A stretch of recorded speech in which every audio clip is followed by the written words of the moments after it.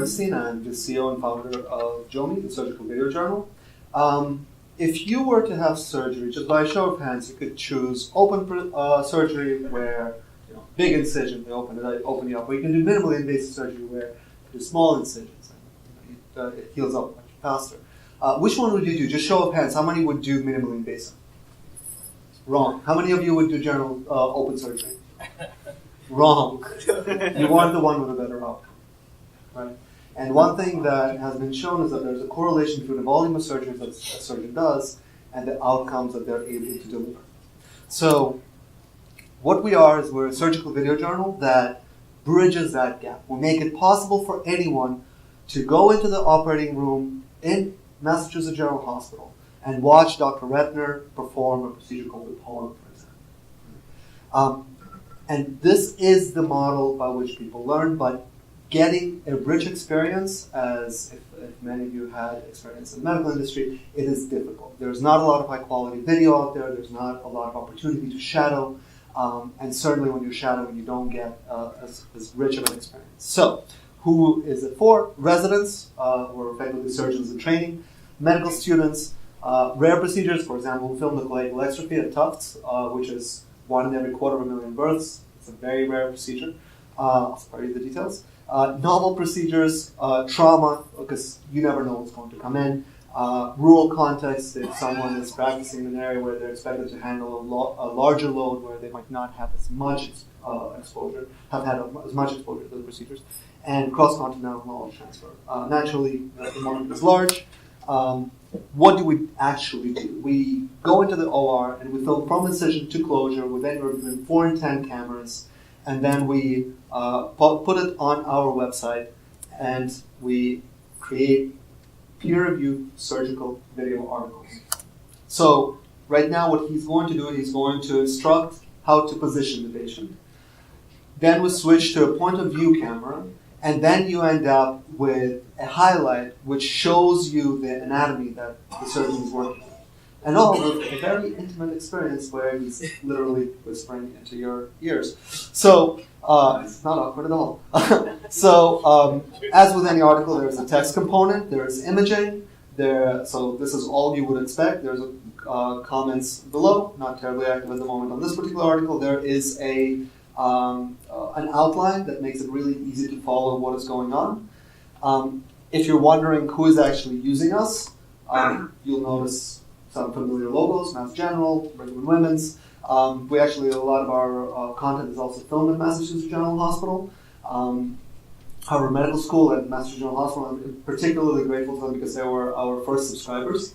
So they believed in us when we were just, a growth, a little seed. From a content perspective, we focus right now on orthopedics, orthopedic trauma, general surgery. We've filmed neurosurgery in Berlin this summer at Charité, which is really interesting content.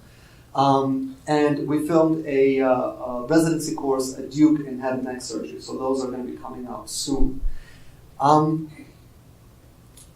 But we are, at the end of the day, we are a tech meetup, so I want to talk a little bit about how we do kind of things on the back end. And one thing that was really important to us is most of the time publishers charge for access and then you get to use what they have. We flip this. So one thing we do is we make it possible to anyone to access our surgery. All you need to do is create an account, but we monitor who's using it, and then we reach out and we say, oh, you're a patient, you're about to have surgery, whatever, God bless you. Oh, you're a surgeon, you're in a research-constrained environment, you don't have any money, whatever, God bless you. Oh, hey, Stanford, you should probably pay us. And this works. One moral from this is create value. Create value and money will follow. Now, so we have a marketing department, impact department, and sales department that picks up on the impact. We built our own CRM because we weren't happy with what was out there on something called Target, which is a rapid prototyping system with Python and PHP, a little bit of Python and PHP. Our foundation, we love Google Docs, Asana, Toggle to keep track of time, and we use something called Fair Setup, which is a system we built ourselves to do short cycle performance management, which then ties into compensation, which ties into equity. We actually replaced equity with our own version thereof, where everyone owns a portion of revenues proportional to the impact they have on the venture, and we use short cycles and long cycles to assess that impact.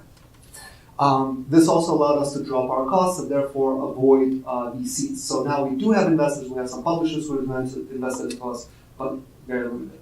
On the product side, Premiere, Wistia, Frame.io, Dropbox, Wistia, a local player, by the way, where they let you see who is using your stuff, who's actually like which sections are interesting in the video.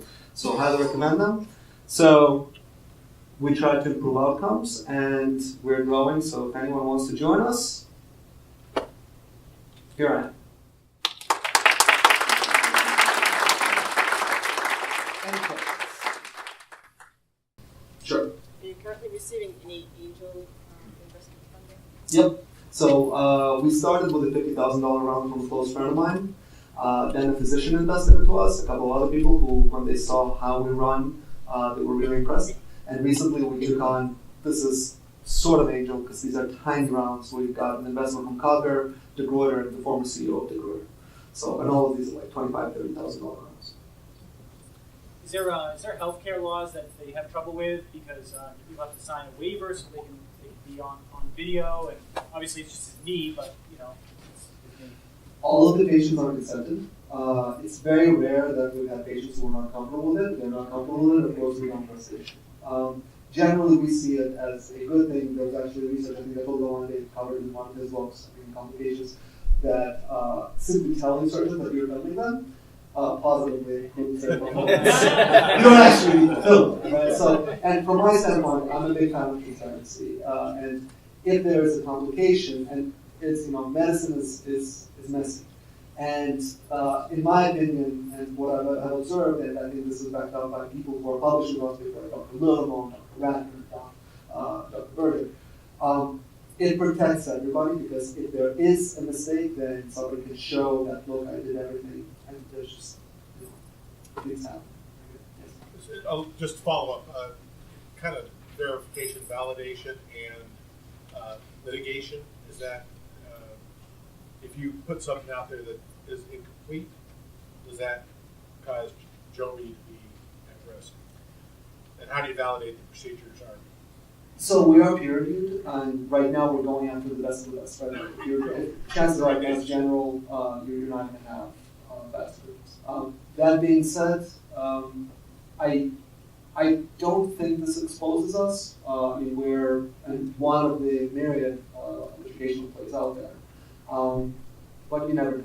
When time comes, hopefully there will never be such situations.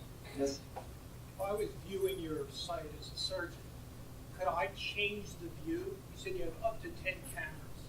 So could I see it from a different view if I needed to understand it? Not at this time. This is something that we're considering, where instead of having an edited version, we do raw feeds, and then we provide default navigation, but then allow switching. Most of the time, though, it's unless you are getting really, really good exposure from multiple cameras. The reason why we have so many cameras is not because all of them are valuable, but because there's always a hand in the way, or a medical student who will need to move to the side, or there's something else that's happening and you don't have an angle. So generally, if you have, you're probably not going to want to switch. That being said, surgical tech market showed interest in us, and we've actually been very successful in selling there. And we will be introducing additional angles and potentially adjusting our content specifically for that market. So, I got a question. sure. Okay. So there's a lot of talk around AR, VR in the medical space. Like, I mean, can you give me some thoughts around like going that direction versus, you know, driving real content? Let me be politically correct. I don't think AR, VR is that useful in this context. I think augmented reality has ways to go technologically. One thing that might be interesting is if you're able, for example, to see an angle like mid-surgery, that might be helpful. Other than that, I haven't seen a lot of implementations. In virtual reality, there's a lot of hype. I haven't seen anything that's really that interesting. Yes. Yeah, maybe you mentioned it, but what is your business model? Is it subscription? Is it Institutional subscriptions. Subscription? What, a yearly subscription or? Generally, annual. Okay.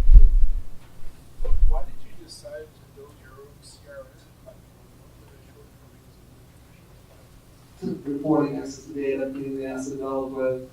I mean, all of them are great to start off with, but as soon as we're anything, minimally meaningful, you end up running into problems. With us, I also wanted to integrate with our products so that there's more value to us. It's just easier for us. Thank you, JoMI.